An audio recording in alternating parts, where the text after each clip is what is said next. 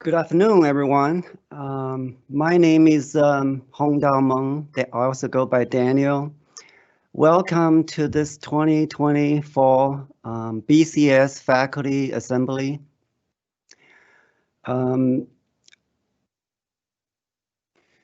It's been 5 months or so since our spring assembly, so great to have you back. As you can see on the screen, we have a wonderful panel of speakers who will provide reports and updates to keep you up to date in terms of our college's affairs. So first off, I would like to go over some logistics.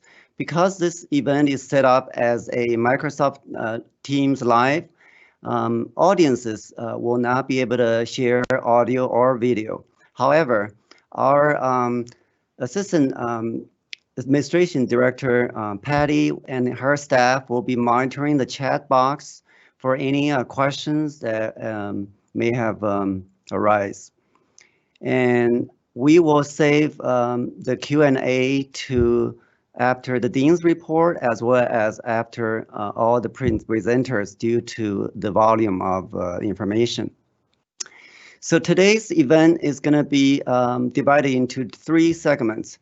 First, I will introduce and welcome our new faculty and staff of the college, which is going to be followed by a report of faculty council and its committees, as well as the research council, which is a ad hoc committee of the college. That will be followed by the dean's report, and also is called the State of the College report or address.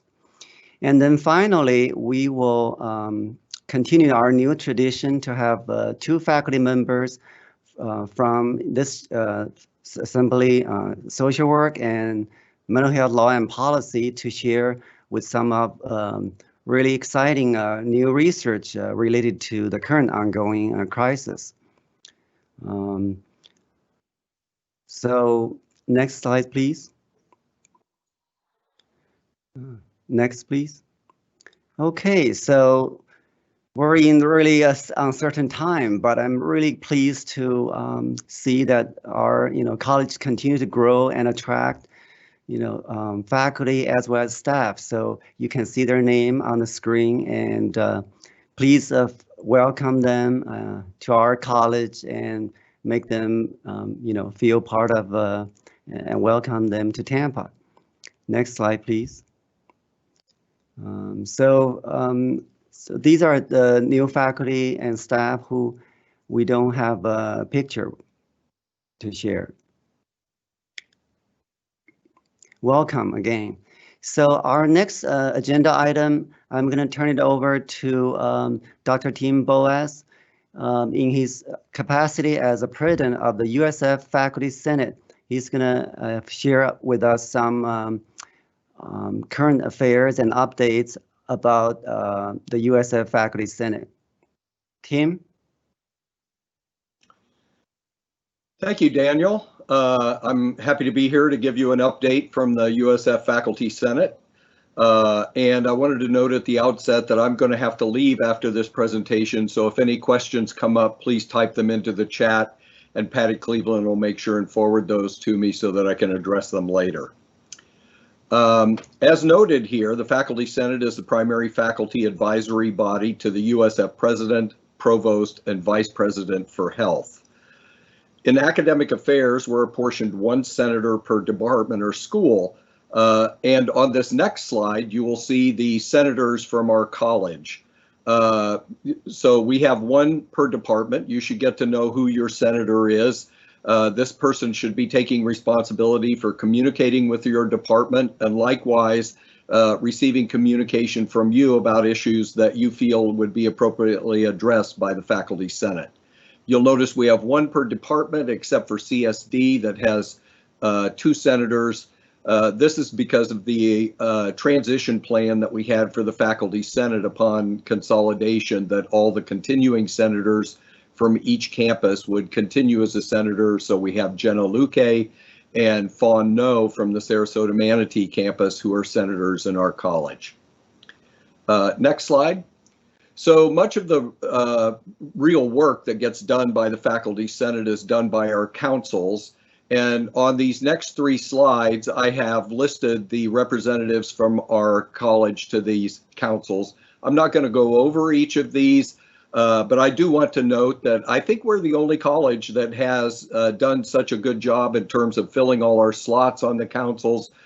We do have 1 vacancy on the undergraduate council, which would be very helpful to get filled. This is a council that does a lot of work that's important for our college, and it would be great for us to have a representative on that council. On this on this last slide, I have listed a few of the current issues that are being addressed by the Faculty Senate. As you can see, we have a number of really important issues going on in consolidation. We actually formulated the Consolidated Faculty Senate starting on July 1st this summer, and we've been functioning as a single governance unit since that time. We still have some lingering work to do in that regard. We're establishing faculty councils on the branch campuses and continuing to try and get the membership of councils sorted out so that we ensure that all the colleges and the branch campuses are adequately represented on those councils. Next, as you probably would imagine, secondary to all the events of this last spring and summer, we've been doing some work to try and improve USF's response on the issue of racial justice. We're considering a resolution to the administration about where we think USF should go in this regard, and we're forming a new council on racial justice in the Senate. And then finally, we've had all the issues associated with COVID-19 and the ensuing budgetary issues that are currently a very pressing set of issues. I'm sure you're going to hear some news about this from the dean as we go forward. If you have any questions for me about the Faculty Senate's role in this, I'm happy to address those with you after. So with that, I would like to turn it over to the next segment in our program. Thank you, Dr. Boas. Next up, I will give a brief report of a faculty council. So as many of you know, faculty council is really sort of the center of the college shared governance. So we operate under the under the USF Senate. And next slide, please. So these are the departmental representatives and members of the current academic year faculty council.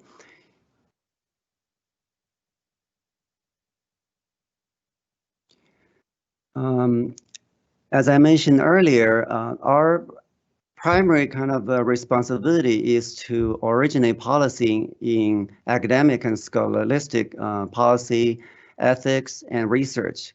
We also work closely with the administration, in our college case, the dean's office, to make recommendations regarding policy and practices in terms of development, appointments and procedures, tenure and promotion review, discipline and termination, and student conduct, budgetary review, as well as strategic planning, and during the selection of administrators. Thanks to our previous cohort of faculty council members under the leadership of Tina, last year we had a consolidated version of the new governance document, which is already posted on the intranet, BCS intranet. So for upcoming academic year, we're going to be focusing after the fall faculty assembly, going to be on the Dean's Award for spring. As a reminder, these are the forum to really recognize our teaching service as well as research for faculty and staff, and also includes student awards as well. So the main 3 committees which you will hear from shortly are curriculum, diversity and inclusion, and tenure and promotion. just as a reminder, before I move forward with the committee report, I encourage each and every one of you to reach out to me and also to the faculty representatives of your unit of any concern that you may have. Next slide, please. So this looks like a duplicate. Okay, next up, I would like to turn it over to Dr. Jennifer Lister, Associate Dean for Academic Affairs, to announce tenure and promotions. Thank you, Daniel. It's my pleasure to do this part and share some good news with all of you.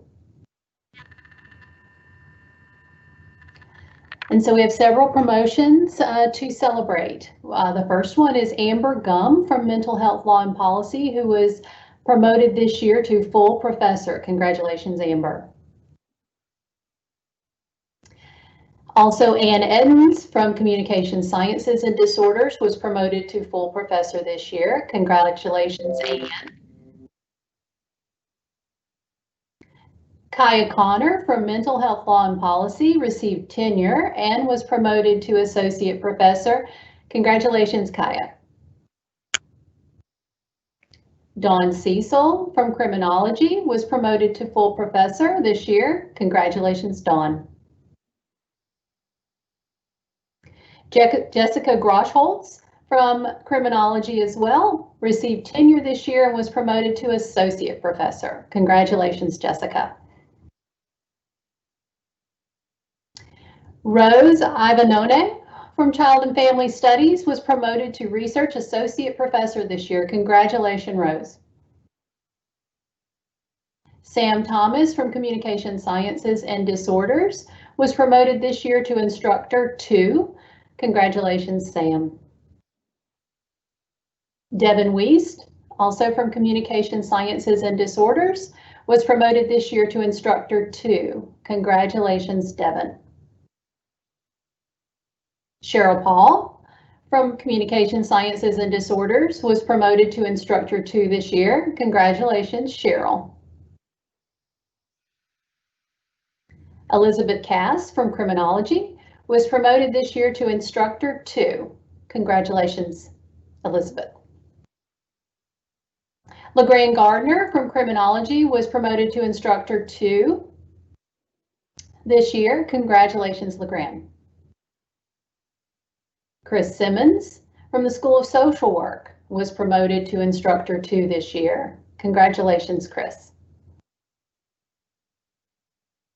Murat Hayner from Criminology was promoted to instructor 2 this year. Congratulations, Murat. Rustu Daryal from Criminology was promoted to instructor 2 this year. Congratulations, Rustu. Jane Roberts from the School of Social Work was promoted to instructor 3 this year. Congratulations, Jane. Donna Palelli from Communication Sciences and Disorders was promoted to instructor 3 this year. Congratulations, Donna. Jenna Luque from Communication Sciences and Disorders was promoted to instructor 2 this year. Congratulations, Jenna. And coming up for the 2020-2021 year, we have 6 applicants, 2 for in the research professor track and 4 in the instructor track. Thank you, Dr. Lister. You're welcome. Congratulations again, very impressive, and this just shows how strong this college is. So next, we're going to be turning to our committee reports. First up is Dr. Andrea Smith from CSD, who's going to talk about curriculum committee. Thank you very much. Welcome, everyone. We're excited to start off the new school year with our curriculum committee.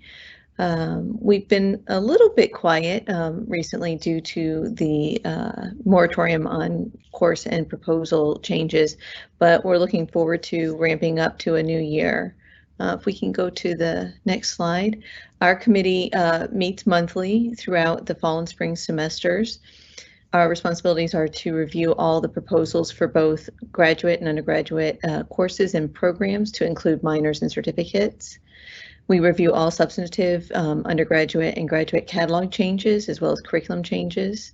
And we make recommendations to the USF Undergraduate Council and Graduate Council regarding actions on those proposals. So that's our charge. Again, we have been fairly quiet for the beginning part of the school year, but we just got training on our new course proposal and curriculum proposal system called Curriculog, which recently reopened for new submissions. And so we are expecting to have a lot more activity in the upcoming year.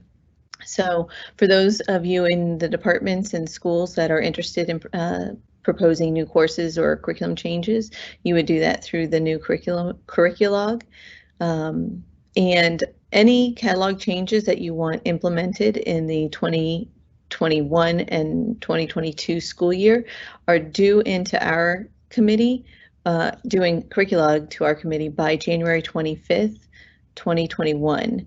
So if you need help or assistance with that, you can contact the members of the committee that are part of your department. So if we go to the next slide, we can take a look at the members of the committee. So if anybody in your department has any questions, they would be your go-to people if you have questions about the process or how to move forward with those. So we can go on to the next. Thank you, Dr. Smith. Next up, we have Diversity and Inclusion Committee Chair, Dr. Maria Carlo. Maria? Yes, good afternoon. Thank you. If I could have the next slide. So this is the list of members of the Diversity and Inclusion Committee, which is made up of faculty and staff from across our college. Next slide, please. So what I am doing today is presenting on a graduate course diversity audit that our committee conducted during the 2019-2020 academic year. In that effort, the committee surveyed graduate courses in CBCS as part of a self-study that intended to satisfy criteria for recognition under the National Model of Excellence for Diversity and Inclusion.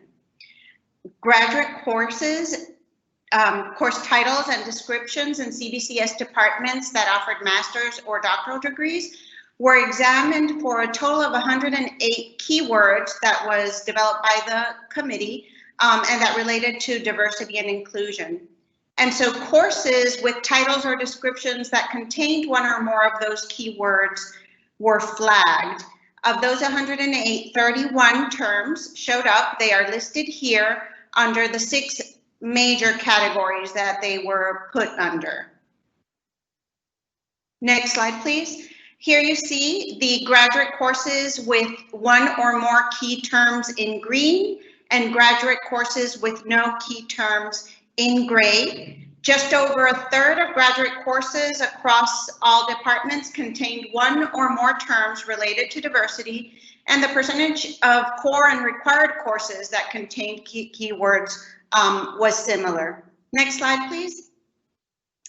Aging was the most commonly used keyword, appearing in 34 different courses. Disorders and hearing were tied for next place, appearing in 20 courses each. Disability appeared in 11 courses. And so the other 27 words were each found in 9 courses or less.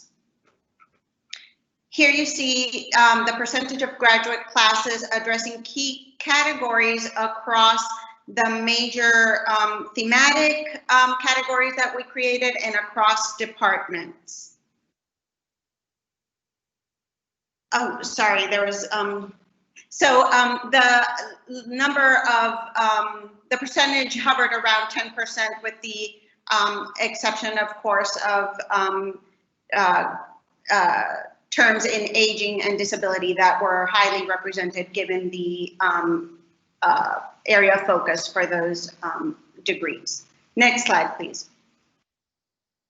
So the committee recommends that departments use the information that is provided in this report and that will be made available through the Diversity and Inclusion webpage for use by the entire CBCS community and university community.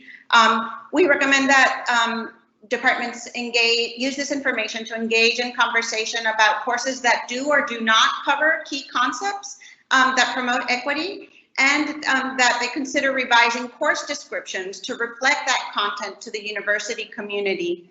Another recommendation is that course descriptions reflect the use of person-first language.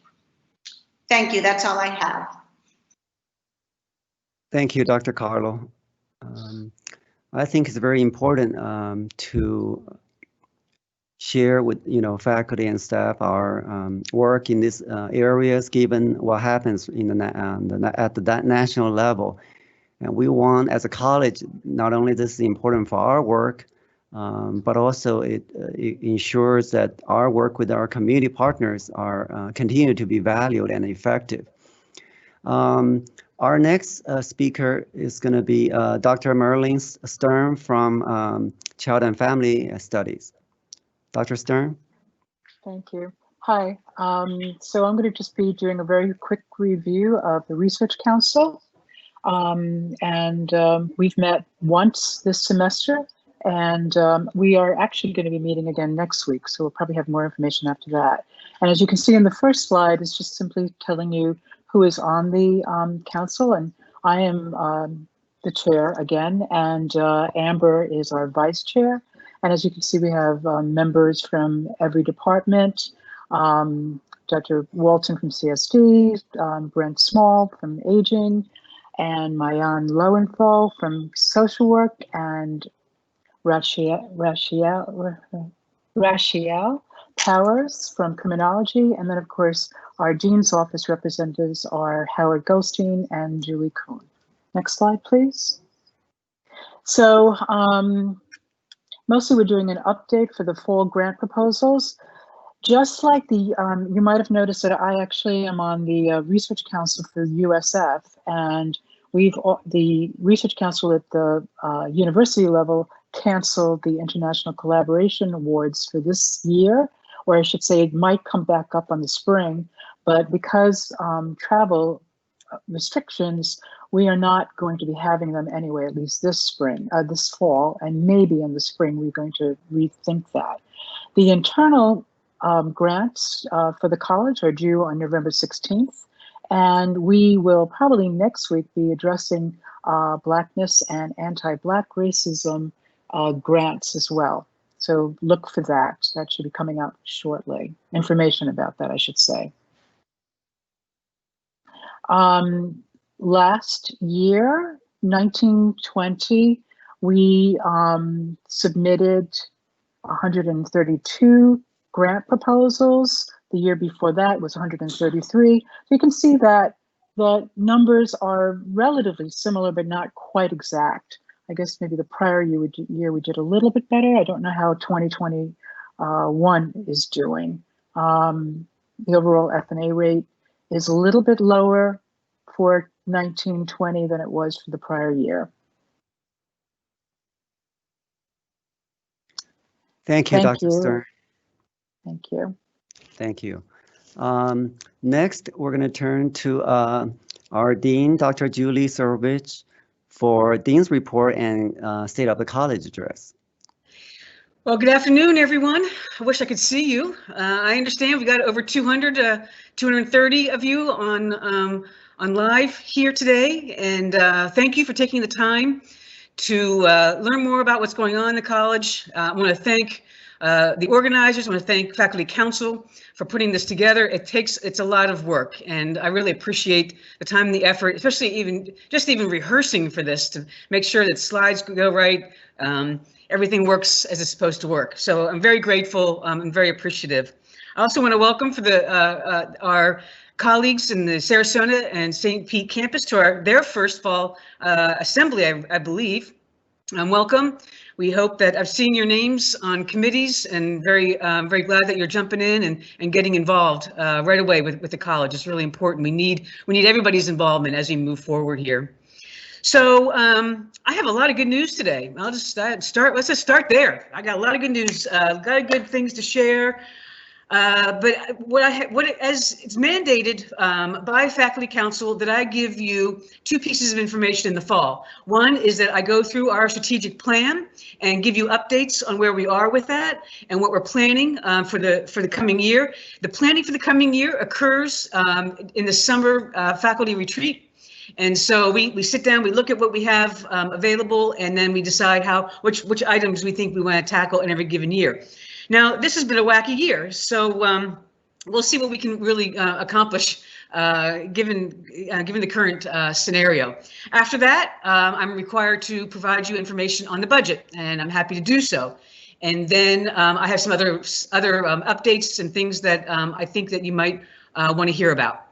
So let's start with the achievements and plans for this year in the strategic plan. Next slide, please. So goal 1 of our plan promotes student success. We have last year we proposed to sustain a 4-year graduation rate at 70% or higher, and we achieved that at 75%. We wanted to graduate 90% of students without excess hours, and we achieved that at an astounding 97%. Thank you. That's astounding. Then this year, we proposed to sponsor workshops to prepare students for the graduate school application process. Now, last year, if you go back, please.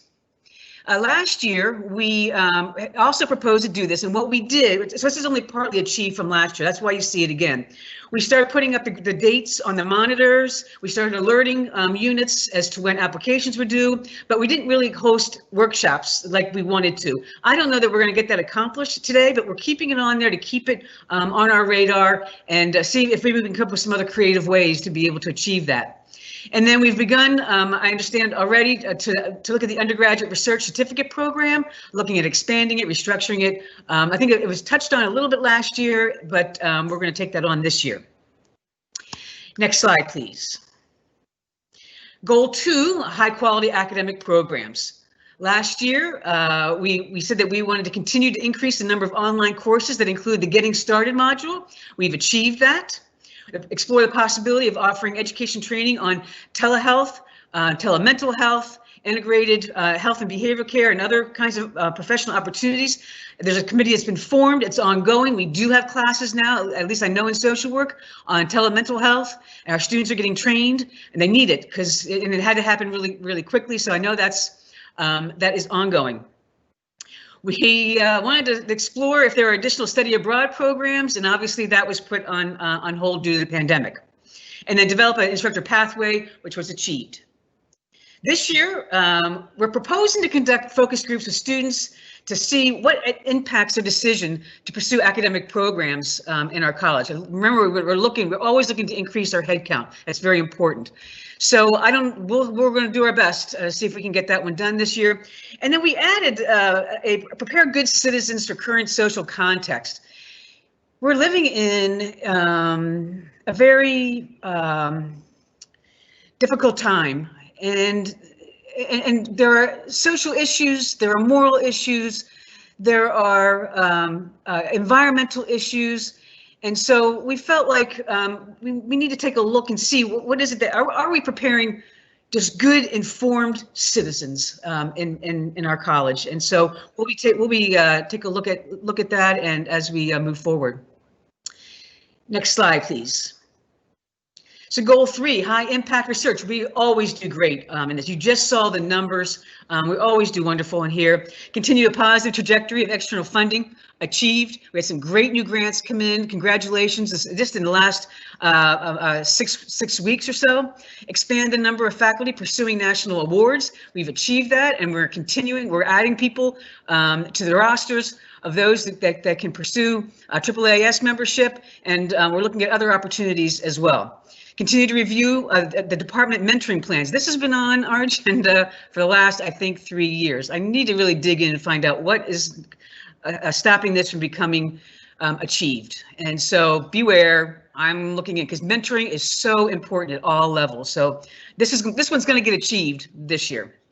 And then increase the awareness of faculty teaching and research through the work that we're doing through multiple media outlets. We're doing a great job. Every time I look at the news feed that comes to me around what's being publicized in the news for the university, there's almost inevitably 1, 2, 3, sometimes 4 stories out of our college. And I'm very proud of that. And we're going to continue, even without a marketing person, without a communications person, we're still getting the word out about the great work that you're doing. And so I'm very pleased with that. And that's something that's always going to be ongoing. We can't ever drop that ball.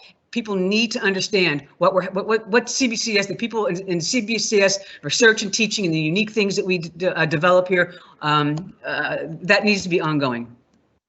So expanding faculty knowledge of alternative forms of research funding via the grant writing workshops, we welcome. We know that our new colleagues in the other campuses didn't always have the access to such information. And so we're going to certainly make sure that we reach out and be very inclusive, design programs or whatever it is that we need to help you to come along and join the fun, because grant writing is just that. And then I really want to assess the return on investment for the internal grants program. I want to invest and I want to invest more, but before I do that, it's only responsible to say what's the return on these investments that we're making. So I'm going to encourage faculty, the Research Council, to take this on and provide me some data that shows, what it is that what have we funded and what is that materialized in terms of external funding. Identify successful models that maybe other universities have used to incentivize federal grant submissions and develop a similar model. If there is one that's better than what we do, we want to know about it, and so we're going to take a look at that. And then, of course, we always want to increase faculty publications in high impact journals, and we do a great job in that. We just can't let that ball drop, and we need to continue to move that forward. Next slide, please. 4, engage community in all aspects of our mission. And this is where last year we really focused on community awareness of the relevance of our research to community issues, and that is in progress. But given the uptick in the number of news articles that we're getting, I think we're achieving this, but it's still in progress. Sponsor 2 college-wide colloquia. We'd had one in the fall already. Last year we did 2. We've already had our fall one. We had over 300 people in attendance. And so learning about school, mental health and violence, it was very well attended. It was a great program. I hope many of you got to sit in and listen. And then engage community advisory committees and academic programs. And some of you have done this really well. We're still in progress with others. So this is going to stay on our radar. And in fact, this year, we're going to continue to really push to actively get the community committees involved in our programs and career development.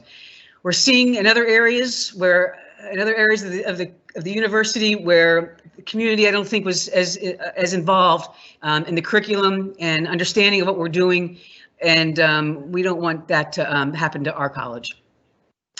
Next slide, please. So 5, diversity funding sources. If you've been around this college for even a few months, you know diversifying our revenue streams is extremely important to me. We cannot continue to solely rely on the state and on tuition. We have to diversify, and we're doing a great job. Last year, we were asked to increase our donor funding by 10%, and we have every year. In fact, I think we doubled ours, almost doubled ours last year. But we're going to still keep it at 10%, keep growing it at 10%. And then ensure that each department has an ongoing communication plan with alumni. Most of you do, some don't, and we really need to, and because some of you're just developing your alumni now, and so you don't really. So we need to develop that plan now and work with you to be able to make sure that we can keep track of our alumni. The university didn't start off doing this very well, and so we're really behind. And I've charged Holly with working with all of you, our new development officer, to work with all of you to see what we can do to better solidify that pipeline to our alumni. So again, this year we're going to continue to increase donor funding. We've been asked to increase Last year, I think we were at like 1.5 million, and our goal was 750. So they asked us to increase it to 1 million. I said we would. So that's going to be harder this year because of the pandemic, but we're going to make sure we can hit that number. Again, ensure the departments can continue to work on the communication plan. And we've formed, and I've expanded the Revenue Diversification Committee. We've had great conversations. I can see the movement that you're making. Thank you. I'm very proud. There's some units who have really grabbed this and are running with it and are looking for great ways. I got meetings scheduled up on with a couple of you to talk about some innovative ways that with a little bit of investment, a little bit of assistance, that you can be generating external funds for your unit, for laptops, for whatever it is that you want. I don't know. I don't touch it. I don't even know how you spend it. But so thank you for that. If anybody else wants to join that committee, please let Noemi know, and that your director or your chair know, because this is a committee that's really on fire right now, and I'm very pleased with that.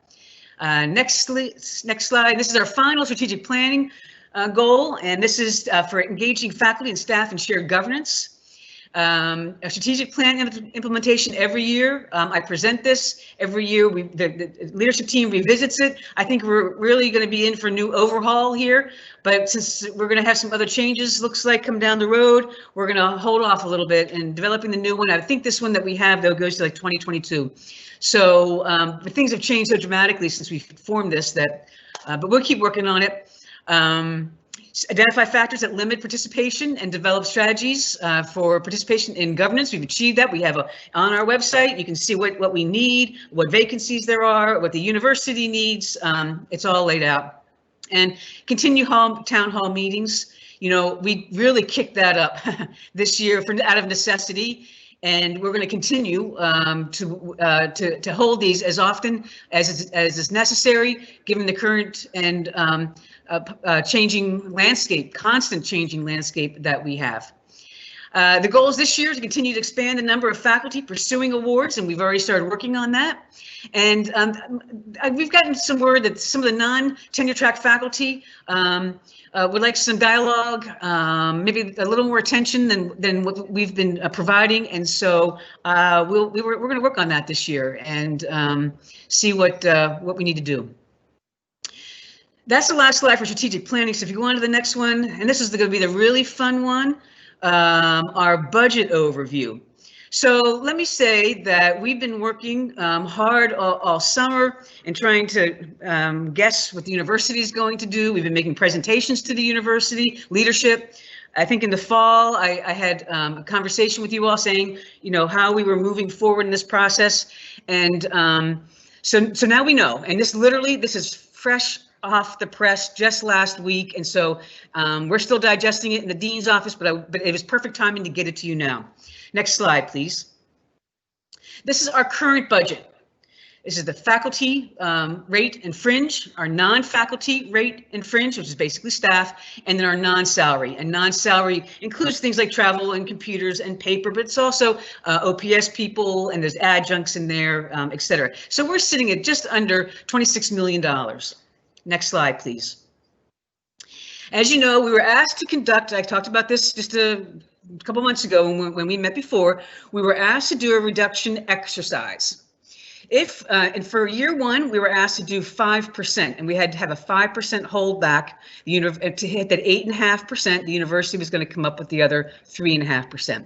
That would have cost, for this year, been $1.3 million. Then they asked us to develop plans for 10, 12.5, and 15%. At 10%, it's basically just double of the 5%. We would have had to give back 2.6 million. If we got to 12.5 over 2 years, it would be 3.2 million. And if we actually had to get to 15% over the 2 years, it would be 3.9% reduction. Next slide, please. So we had 4 guiding principles for budget reduction exercise. So the first one was to preserve jobs. Jobs, number 1. The second was to maintain student success metrics. We lead the university in terms of retention and graduation rates for every possible denomination of student. And we showed that to the president and said very clearly that we need to maintain this. We're not a big college, but we can have an impact in some of those areas. Next, number 3 was preserve our research agenda. That's very important. I got the opportunity to speak briefly with the president about our research agenda, how important it is, the great work that you do. I was able to give some examples, and just to say that we have to preserve that. And then the last is preserve our rankings. We have 5 programs that are ranked by U.S. News and World Report. The university only has about 20. And so we've got about 20 to 25% of them. It changes every year. So roughly, that's a lot. That's a high percentage. We have to maintain those. And in fact, if you look at when you get up to the top 25 programs in the country, the university only has 4, and 2 of them are in our college. So, and I pointed out to the president that if you even took it down to 27, then out of 5, we would have 3. So we need to preserve those rankings. It's very important for us. It's very important for the university. So those are the guiding principles that we used in doing the budget reduction exercise. So what did we end up proposing? Next slide, please. At the 5% reduction level, we focused on vacant rate and non-salary base, no jobs. At the 10% reduction, we have anticipated non-reappointments. We have redistribution of salaries to non-E&G funding sources. We've got drop retirements before 2022, and we would give up more non-salary base. So don't ask me for a pencil because I'm not going to have the money to give it to you. At the 12.5% reduction level, we added drop retirements after 2022, thinking that we can carry them that last year on cash if we had to give up the rate. We have some program restructuring, which we'll talk about, and potential staff position elimination or redistribution to auxiliaries. Now, at the 15% reduction level, we added potential admin and staff position eliminations or redistribution to auxiliaries. Now, let me say a few things really clearly. No names, no position descriptions, no nothing was put in that report because I don't know what we would do at that level. So there is nothing in there that identifies anybody. We did not propose furloughs. We did not propose specific areas in which we were going to restructure. We said that we were going to investigate those things, and if we had to get there, that we were prepared for it. But there was nothing, no person, no description, no line number, no nothing in that report. Next slide, please. This is the actual reduction that we took. Year 1, 3.7%, $951,000. And in year 2, an additional 5% at $1.3 million for a total of 8.7% over 2 years. Now, let me be clear. This is the best news I've gotten in a long, long time. This is doable. This is accomplishable. And let me tell you why we did not get a larger cut. And it was made very clear to me by leadership that we are a strong college, and they did not want to hurt us. They did not want to harm our strength. And that comes from you, each and every one of you showing up every day, doing your best. I don't care if it's in the lab, if it's in the community, if it's in the school, if it's in the classroom. It's because the work you do that makes us look so good that they did not take more of a cut from us. Now, so thank you. You made this so easy. Thank you. Thank you. We're going to look to strengthen this college as we move forward in this budgetary time, and I'll talk about that in a minute. Now, in comparison to other colleges, that has not been released.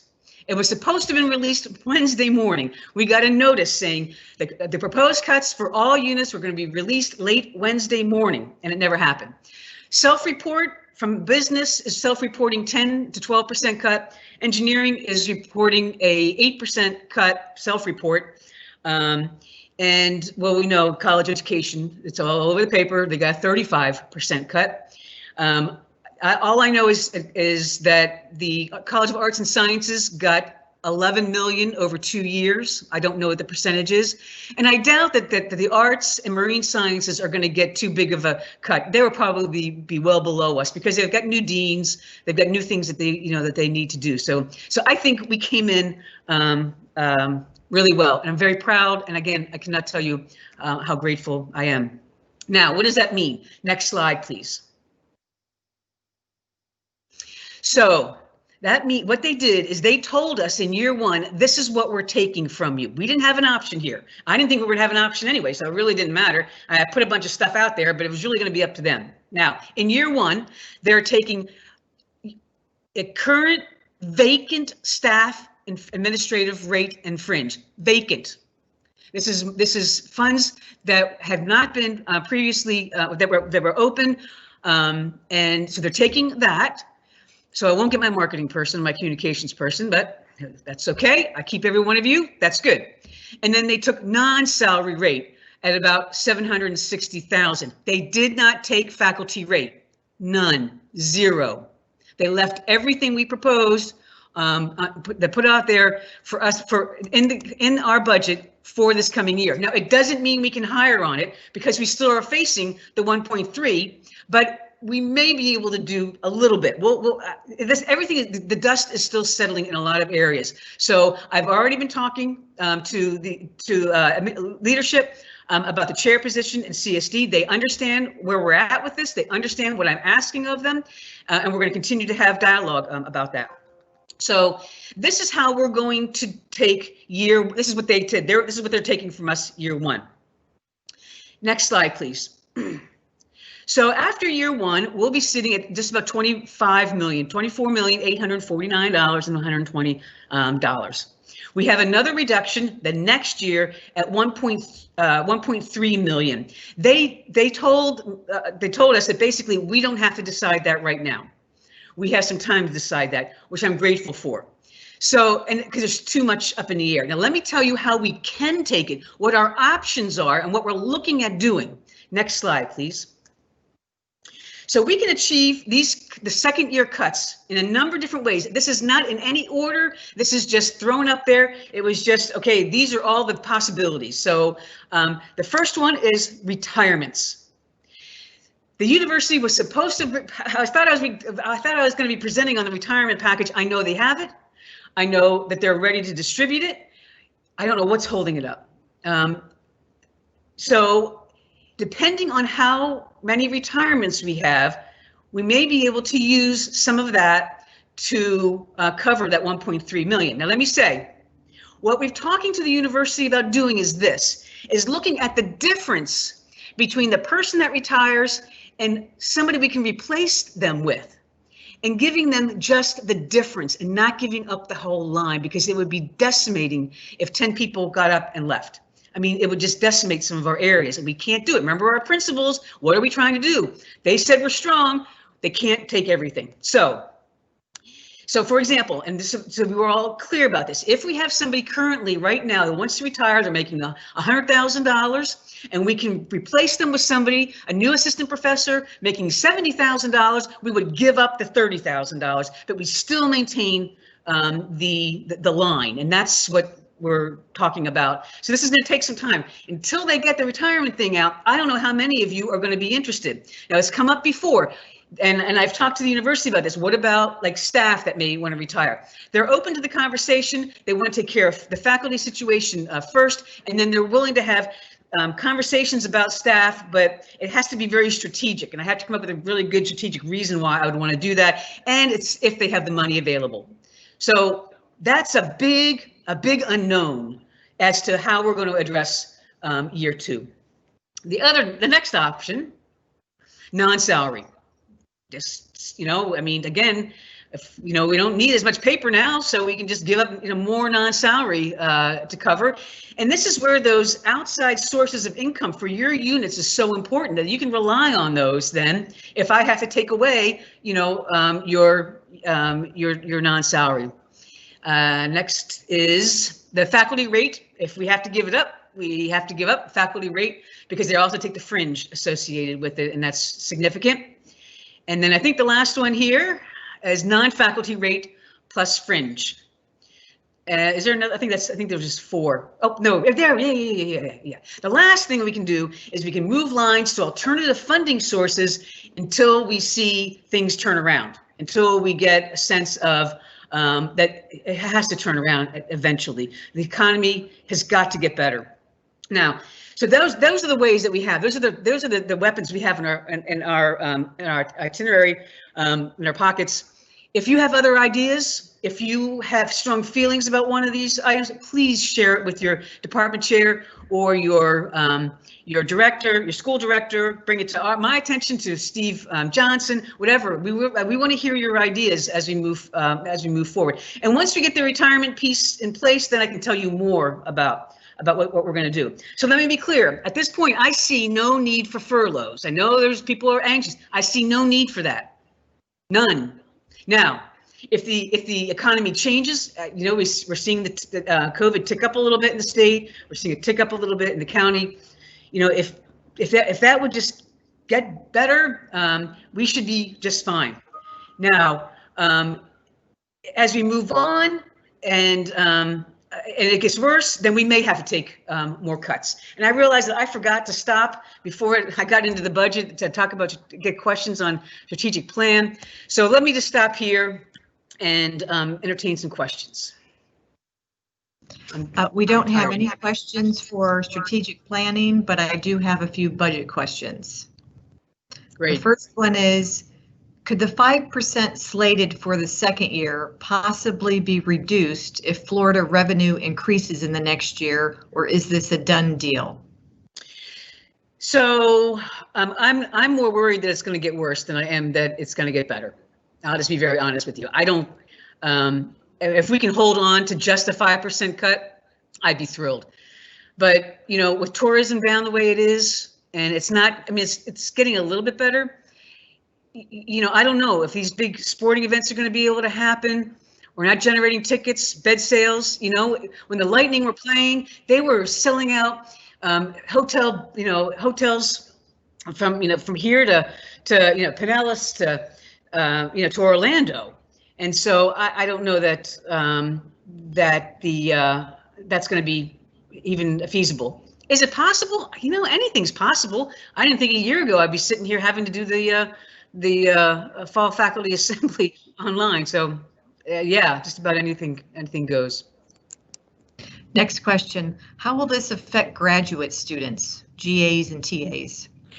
Well, it's going to depend on how your unit funds them. And at this point, we should be okay. I have not had the opportunity yet. Just bear with me. Again, we just got this data. I had to understand it, and we haven't sat down with the directors and the chairs to say, okay, we're taking $760,000 out of non-salary. How are we going to distribute that around? How are we going to take that? Are we going to take it all in the dean's office? And what will that mean? I don't know that yet. We just haven't had enough time to really dig down into that with everything else that's going on. Next question, do the budget cuts affect future promotions of current faculty? It shouldn't. It shouldn't. I'm hoping not. I mean, we know already who's going to be moving forward, and we can plan for that. Like for next year, we can plan for that. So it shouldn't. Next question, are we anticipating additional budget cuts after the November elections? There's so much that can happen in that election that I just don't know. There was a stimulus package that got stalled in Congress that had relief money for universities. I don't know what's going to happen to that now. There's no negotiating going on in DC, so that could have an impact. It's just way too difficult to anticipate at this point in time. I think those are the only budget questions right now. So go to the next slide, please. Thank you. Thank you for your patience. Again, thank you for everything that you've done. Again, this is such a great college, and that cut was a recognition of that. So thank you. But let me just say one more thing about the budget, though. one of the things that we're going to do, we can't sit still. So I'm not looking past next year's budget cuts. I'm not looking past it at all, but we do have to plan for how can we strengthen the college now. So, and what can we do? What clear activities can we engage in to show the administration that we're taking the strengthening of this college seriously? So we will be talking about your programs. We will be visiting some of the activities that we engage in and see. And when money does start to flow back, then we'll know. We can pinpoint exactly. One of the things that I know was very impressive to the president was that over the years, we have been consolidating our centralized services to the dean's office. And I know it's been painful. And I know it's been very, very difficult, but he was very impressed with that. I explained why in CFS and MHLP, we don't have all of that centralized, and we probably never will. But that was something that showed him that we are always looking for efficiencies. We're always looking to strengthen what we do so that we can reinvest those monies as they are available. So we're going to continue to do that. We're going to continue to look for opportunities as we move forward. So, you know, we never stand still, and we shouldn't ever stand still. So that's not going to change, even though we're facing these cuts. All right. Other updates. Gosh, well, COVID. You want to start with COVID? COVID. We're still in phase 2. There's no talk of moving into phase 3.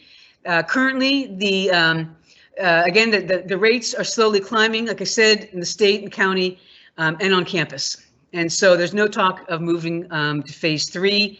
So this is where we're at. There is a movement, though, and it's not by the university.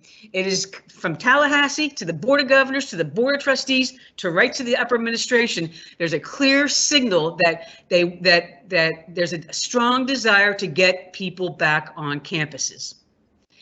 The whole push this spring to get up to 50% of our classes on campus did not come from our administration. It went Tallahassee, Board of Governors, Board of Trustees, upper administration. That's not going to stop. So just be prepared. There's a concern somewhere in that link that we're going to get too comfortable, and that students then will never have the opportunity to have a full on-campus experience.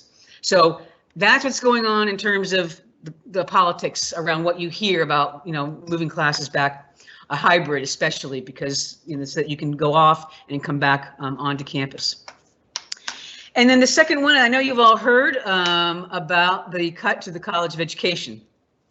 The cut, 35%, will result in the college becoming a graduate school of education, and it will no longer be freestanding. It will be placed in a college, and our college has been named as a possibility.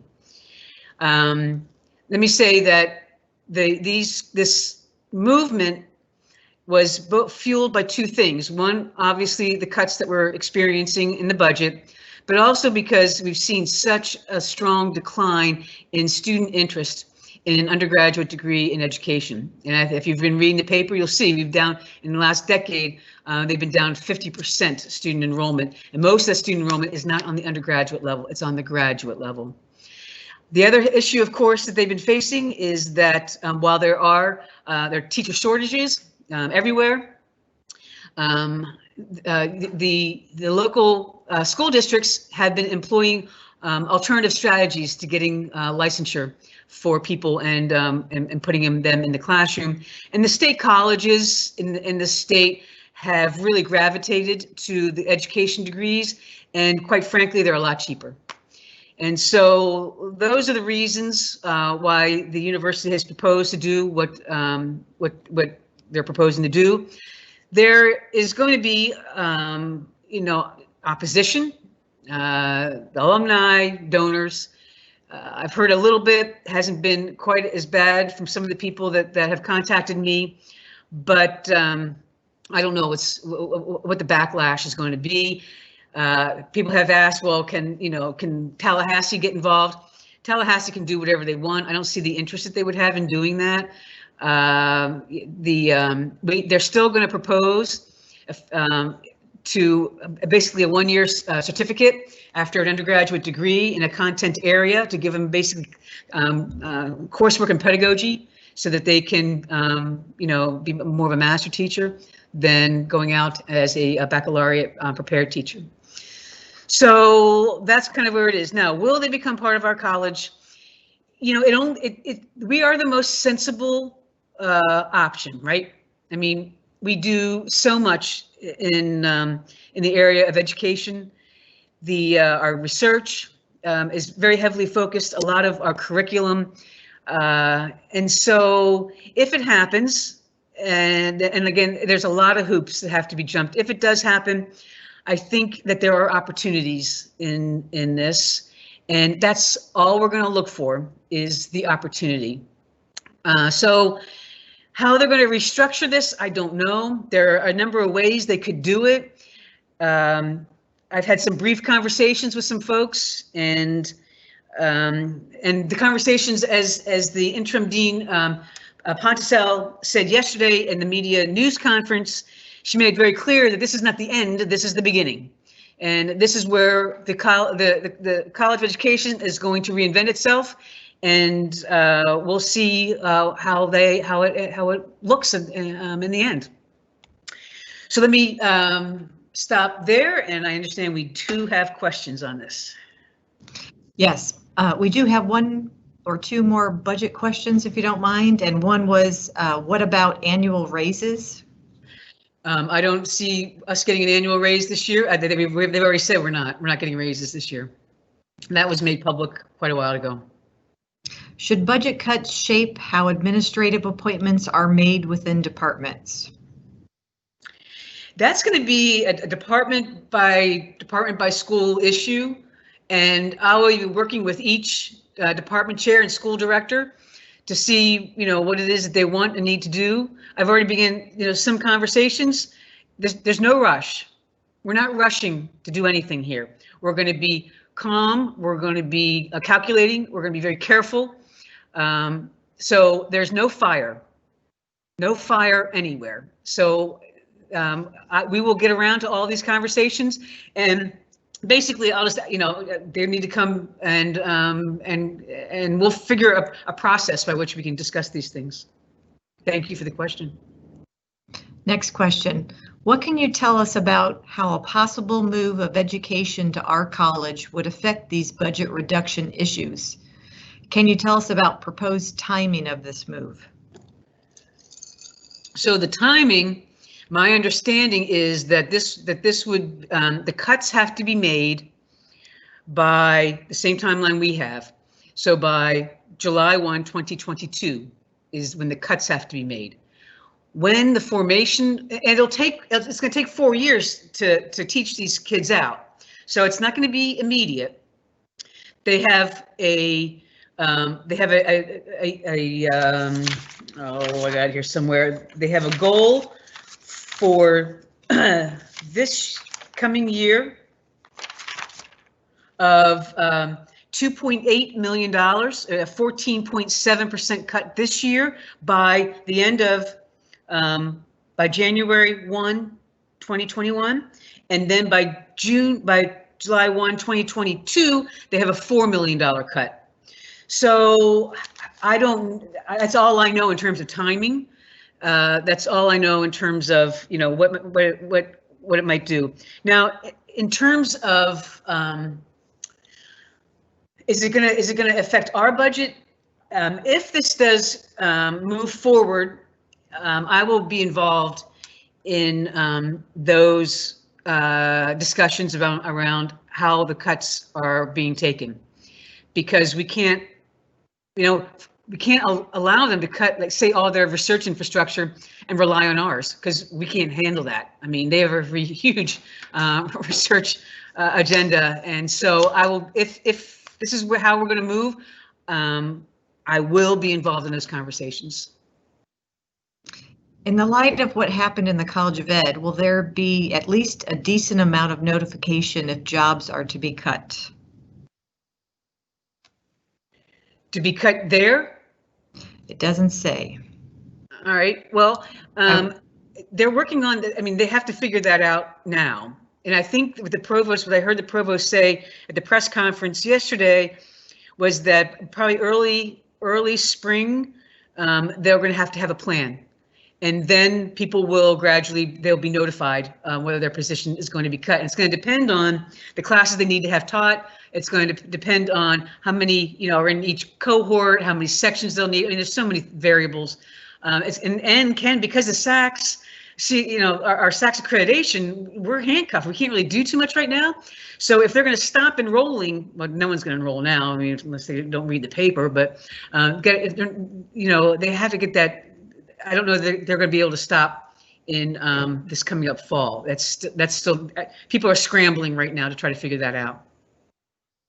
Next question. If education comes to BCS, will the administrative offices combine or remain separate? They will decide what they're going to cut over there. And if they come here, we're going to sit down and negotiate how that'll look. And I hope that there will be lots of input, lots of feedback from everybody, and especially those people who are involved in those different offices. I'm going to look to you to have some conversations, and to the degree that we can. I just don't know yet. Again, this is all too new. I don't know. Again, the only thing I can say is I've already told the provost that I need to be, if it's going to happen to me, I need to be involved in those budget, and I need to see how they're going to look at their upper administration and their staffing, because I mean, advising is no issue because they're going to get rid of their undergraduate programs, so that's not going to be a problem. It's the research piece that I worry about, HR, fiscal, things like that. But I'll be involved in these conversations, and probably Steve as well. The previous question about notification of jobs are being cut, it looks like they were referring to jobs in our college and how much notice people would have. I'll give as much notice as I possibly can. I mean, I just don't, at this point, I'm not anticipating that there will be a whole lot of job cuts. I don't see the need at this point. I'm hoping we can deal with these things through attrition, retirements. I mean, I've already approved, for those of you, and some of you, I've already approved the reappointment of filling positions that have occurred since we were told that we were going to get budget cuts, since that 15% exercise. So I've already approved those being, put back in. But if we do have cuts, I'm not saying that we won't, I will give as much possible notice as possible. Okay, next question. Do you happen to have any idea of how USF HCC partnership will work if colleges like education will not offer bachelor's degrees? Currently, students from HCC can transfer to USF once they complete their 2 years degree. I don't think that's going to change. I mean, I don't understand that. Say the beginning part of the question. Do you have any idea of how the HCC USF partnership will work if colleges will not offer bachelor's degrees? Well, it's only the College of Education. So those students could not come here and get it. And either they can do one of two things. They can finish their degree in, say, math, in a content area, history, English, and then go on for the 1 year certificate that would then give them a master's in teaching degree. So they, instead of transferring into the College of Education, they would transfer into a content area in the university. So actually, in some other areas, are likely to see an increase in their enrollment. I don't see any other questions right now.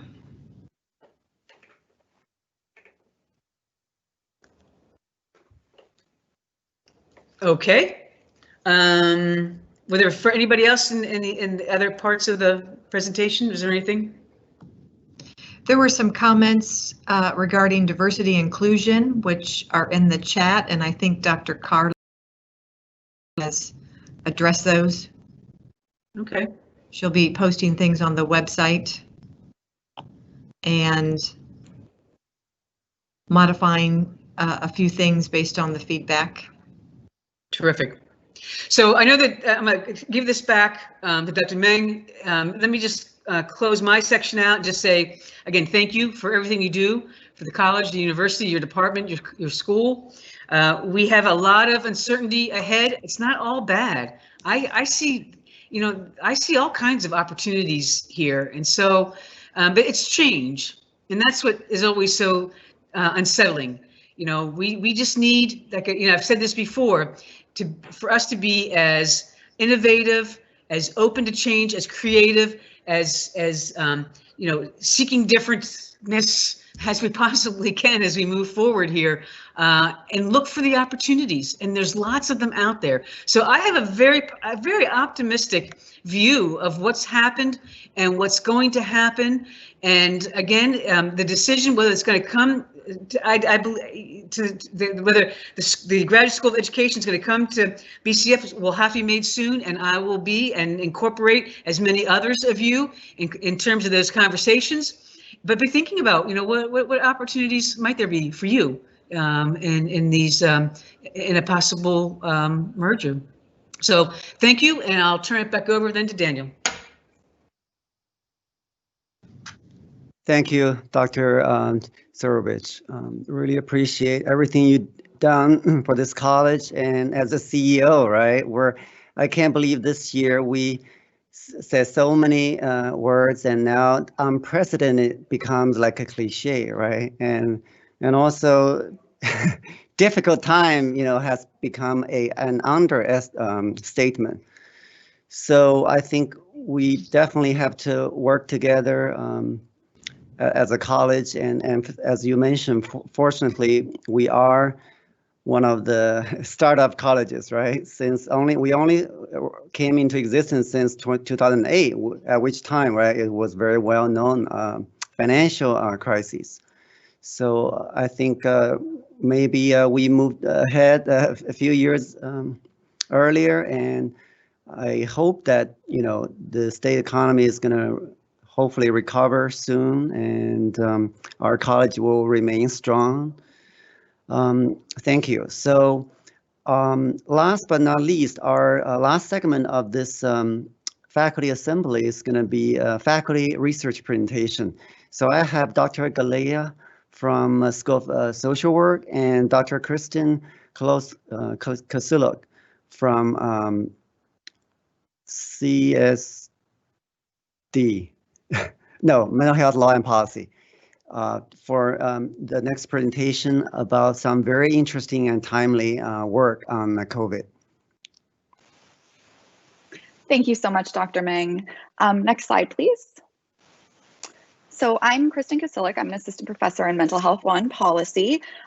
Before Jerome and I delve into our presentation, we just wanted to thank Dr. Dillahunt Espiaga for thinking of us for this presentation, and for to Instructor Weiss for reaching out and asking us if we might be here today. And then thanks for the college for giving us a little bit of time to talk about the work that we're doing. And then lastly, since I get to start out, I get to say this, thank you to my partner in this work, Jerome, who has been not only so much fun to work with, but inspirational. Next slide, please. So we thought it might be appropriate to share a little bit about how this work that we're doing, focusing on bending the mental distress curve among COVID-19 responders, a pilot feasibility study came at the very same time, and we shared some work on low intensity interventions in the communique, which I saw and reconnected with him, seeing some overlap between my own work and stigma surrounding help seeking for people with mental health conditions. So this was kind of the birth of our proposal. And then on the slide, you're seeing a quote, which I think speaks to the both of us, which is, "Tell me and I forget, teach me and I may remember, and involve me and I learn." And this is really getting at the fact that we are really deeply committed to involving USF students in this work. So I'm the director of the Stigma Action Research Lab, or the STAR Lab, here at USF. And Dr. Galdia is director of the Access Lab, which is a global mental health incubator. And the students that are currently involved on this project include a Bachelor's of Social Work student, Tanner Bader, actually a pre-medicine undergraduate student, Katie Rose, and one of the community and behavioral sciences doctoral students, Jennifer Tran. And we also have another doctoral student who has recently become involved with the project. Next slide, please. So this work is supported by the third round of the Pandemic Response Research Network proposals, the COVID-19 funding. And so we'd like to thank USF and PRRN for funding our work. Next slide, please. Hand it over to Jerome. Thanks. Yeah. I'll take it from here. And I just noticed my first error. Tanner is actually a Master's of Social Work student now, but I met him when he was a BSW student, so I just wanted to correct that. But so just a little bit of background about our research. You know, in March, we heard a lot about bending the COVID curve to lower incident infections, incident cases. And as you can see in this graph, this one way to look at this is by thinking about waves. And so in March, we heard mostly, if not entirely, about one wave, this mortality and morbidity of COVID-19. But really, when you think about it, there are multiple curves. So in this graph, we think of at least four different curves. The second one might be the immediate, first might be the immediate impact of mortality, but then you might think about what happens when non-COVID issues mount because people can't get into medical centers. The third curve might be what happens when chronic care, for example, is interrupted. But I really want us to look at the red curve and this fourth that's happening. Actually, maybe this isn't even a curve, but a momentous wave, because it has an immediate impact, but then it's also cumulative, and it affects COVID patients, their families, long-term consequences of COVID, and then also those caring for COVID. And of course, I'm referring to this curve, which is the mental health curve, this red long wave. Next slide, please. And so this mental health curve has both near-term and long-term consequences. And we like to think about it of the psychological footprint. So if the first three waves are kind of the medical footprint, we're really interested in addressing the psychological, mental health, or behavioral health footprint. Next, please. Okay, so before we even actually began our preparation of the PRRN internal proposal, we partnered with a variety of members of our community who play a really important role in behavioral health care. So you're seeing here on the slide pictures of Clara Reynolds, who is the president and CEO of the Crisis Center of Tampa Bay, Linda McKinnon, who's president and CEO of Central Florida Behavioral Health Network, Carrie Zeiss, who is president and CEO of what was formerly the West Central Florida Mental Health Wellness Coalition, and we just were made aware that this has now been named Tampa Bay Thrives. Jennifer Marshall joined us actually a year or so ago to give a talk in our college. She's the executive director of This Is My Brave, a national anti-stigma program. Natasha Pierre is the executive director of the National Alliance on Mental Illness of Hillsborough County. Johnny Crowder is a founder and CEO of Cope Notes, a text message-based mental health intervention, what I would term a low-intensity intervention, and also a person, as well as Natasha and Jennifer, who identify as living with a mental health condition. Amy Phillips is the director of well-being for USF's Morsani College of Medicine. And Dr. Scott Strader is a licensed psychologist and the director of our counseling center here at USF. And there's several other partners who are not pictured here that are playing a key role in this work. Next slide, please. So when we first met with the CAB and talked about what are some potential things that we might do to act within our community regarding COVID, what they first told us was what they didn't want. And what this was not was reinventing the wheel. And by that, they meant do not create a new intervention. There's plenty of evidence-based interventions that have been shown effective to help people with behavioral health conditions recover. Next slide, please.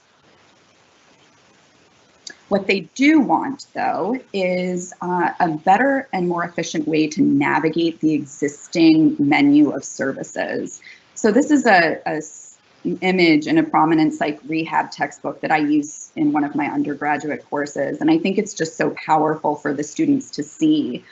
This was actually a figure that was created by a father that was trying to help his son to navigate the behavioral health care system. And we see just how complex it is to make one's way through this system of care. Next slide.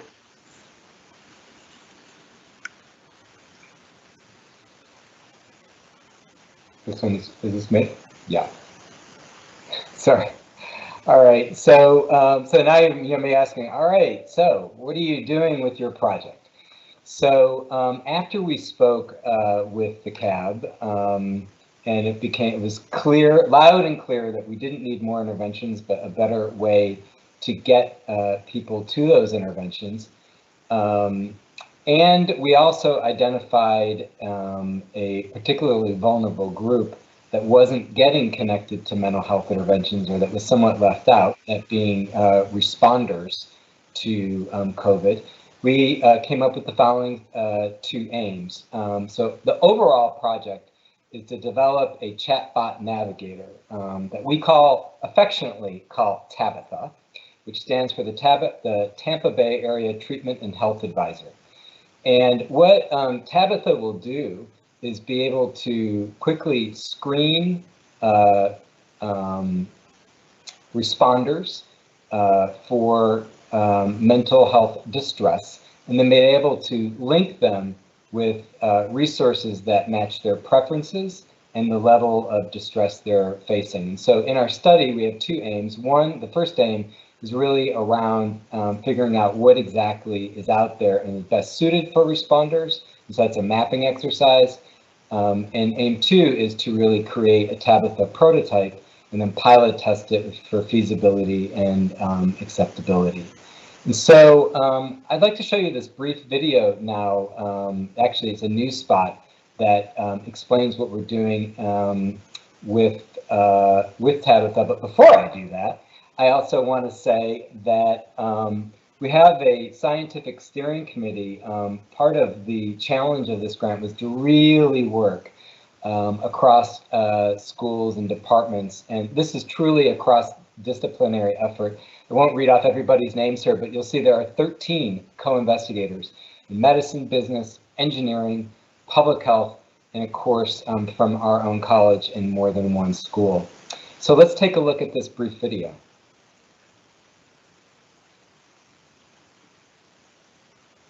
All new at 11 now, caring for people on the front lines of the COVID-19 crisis. USF researchers are working to develop a tool to help as the pandemic takes a toll on their mental health. Our Haley Bull is learning how it may work. Each day, everyone from doctors to firefighters are on the front lines dealing with COVID-19. A lot of people that are struggling with mental health don't always have that strive and bravado to go out and find those resources. One, because of the stigma that was brought up, through the fire service, and that we're everybody's saviors. But now, USF researchers are focusing on those responders. The key idea here is developing this thing that will interact between people in need and all the resources that exist. It'll be that go-between. They've received funding for a research project. Their goal, to develop a chatbot prototype that will help screen those who may be in mental distress. This chatbot will integrate screening and basically referral into one product. And why that's so important is people are going to be in different places in terms of their level of stigma surrounding care seeking. One of their partners, the Crisis Center of Tampa Bay.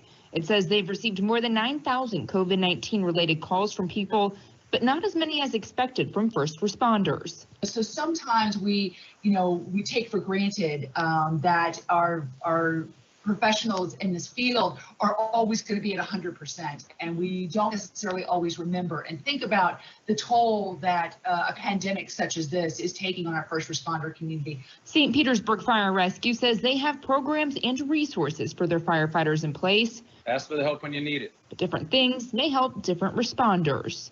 Haley Bull, ABC Action News. And apologize to Jerome. I actually was supposed to jump in on one of the slides, and this is how great he is. He just jumped in and took over like this seamlessly. So thanks for that, Jerome. So there's several measures that we're going to integrate into Tabitha that will assist us with the screening that we just talked about. So common measures of depression and anxiety like the PHQ-9 and the GAD-7, as well as we're going to screen for perceived stigma and label avoidance. So as I mentioned in that interview that I was giving, some people may be at different places with regard to their stigma surrounding help seeking.